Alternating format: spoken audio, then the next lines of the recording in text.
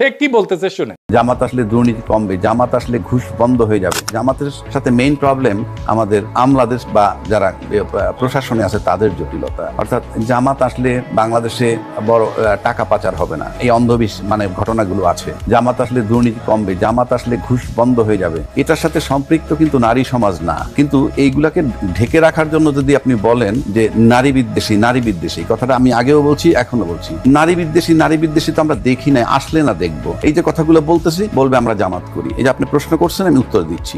নারী বিদ্বেষী বলবে কিভাবে? আপনার ধর্ষণের সেঞ্চুরি যখন জাহাঙ্গীরনগর বিশ্ববিদ্যালয় হয়েছিল, তখন ক্ষমতায় ছিল কারা? আওয়ামী লীগ। জামাত তো ক্ষমতায় ছিল না, জামাত তো কখনোই ক্ষমতায় ছিল না। বাংলাদেশের গত 53-54 বছরে, আগেও বলছি এখনো বলছি, একজন নারী পুলিশের আইজিপি হন নাই, একজন নারী সেনা প্রধান হন নাই, একজন নারী প্রধান বিচারপতি হন নাই। ওই ক্ষমতায় তো জামাত ছিল না, সবাই প্রগতিশীল যারা ছিলেন তারাই। ওই আলটিমেটলি তো সবাই নারীকেই দমিয়ে রেখেছেন। জামাত আসলে দুর্নীতি কমবে, জামাত আসলে ঘুষ বন্ধ হয়ে যাবে।